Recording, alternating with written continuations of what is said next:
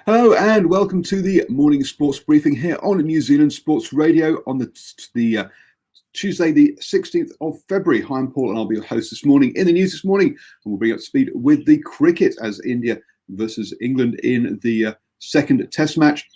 We've also got NBA and NBL action in basketball, tennis with the Australian Open, also football with both the A-League and the Hansa Premier League here in New Zealand, the PGA Golf, and NRL news for you. So a busy morning, actually, and also rugby news. A busy morning for you here on the morning sports briefing. Your best way to start the day up to speed with all of the important sports news.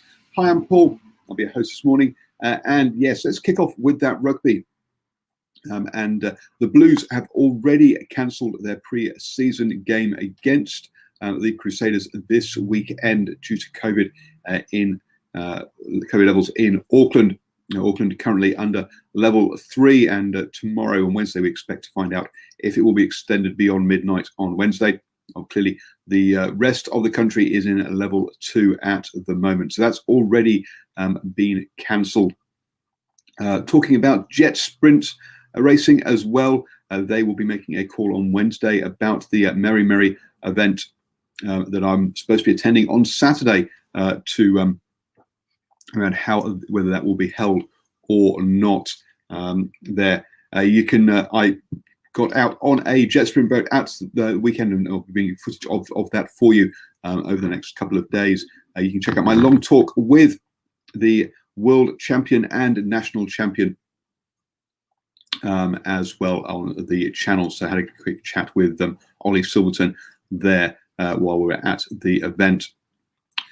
Moving on then to the also NRL news. We will be the standoff show will be back for a couple of specials starting this Wednesday at 8 p.m. They'll be looking at the news that's happened during the off season, round up the off season, and then also having a show looking at the 5 important players for the Warriors and the 5 players who need to stand up, etc. Next week before we head into our regular season coverage for the standoff show, making its return for the second season.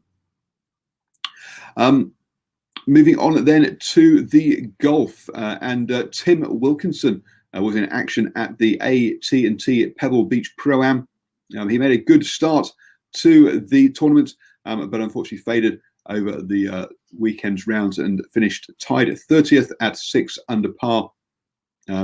Berger came through in the final round to win that one at 18 under par in the golf. Staying in the USA, and let's move on to the NBA action. And there were 10 games yesterday.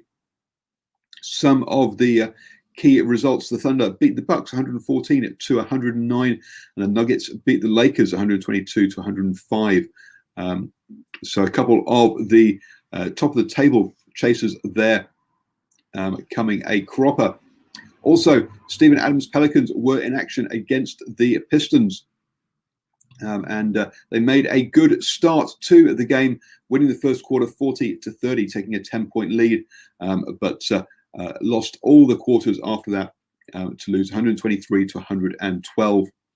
Steven Adams got himself a double-double with 12 points. With 12 rebounds and 13 points.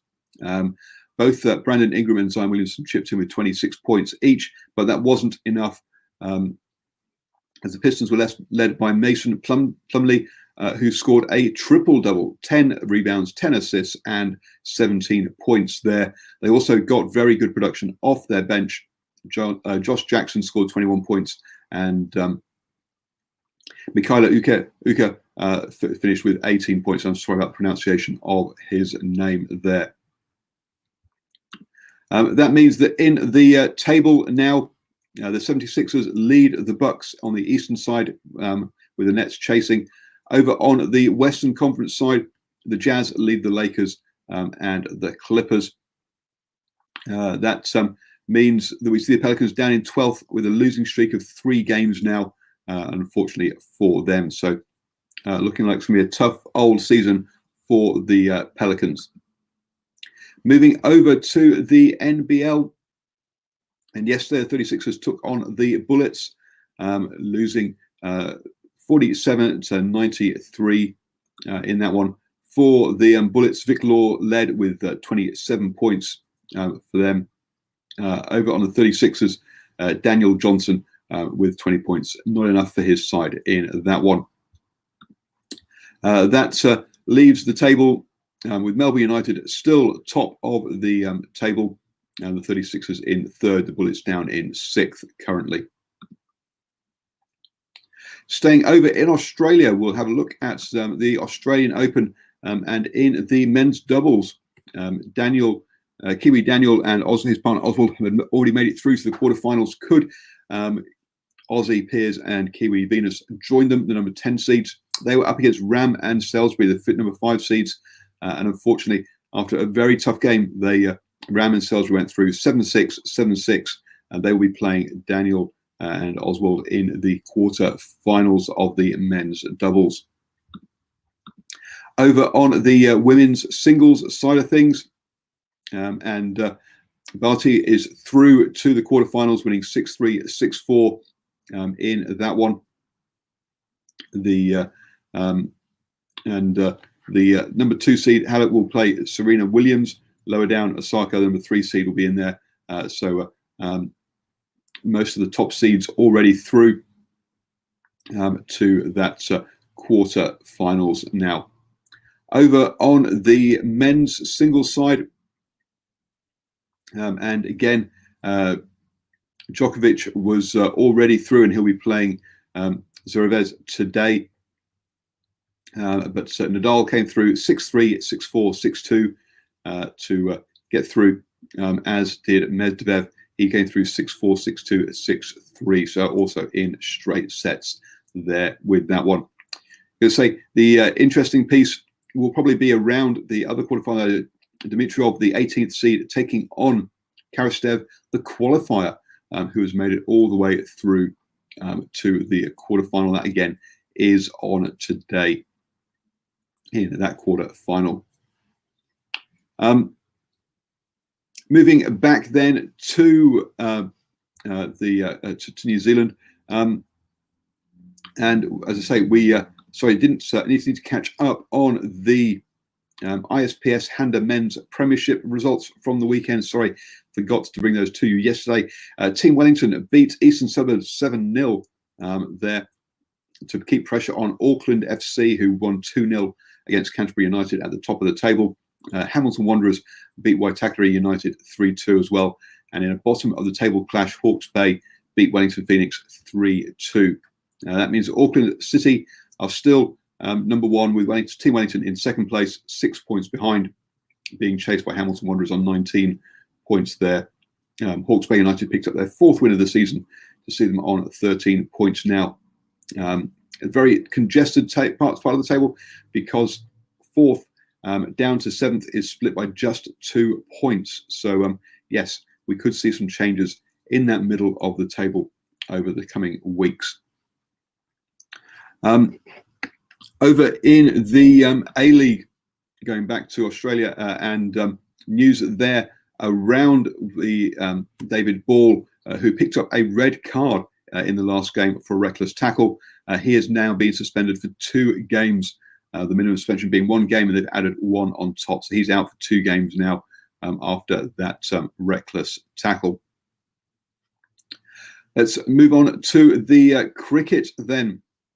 And you'd heard us talking about the test matches on Swinging from the Hip last night.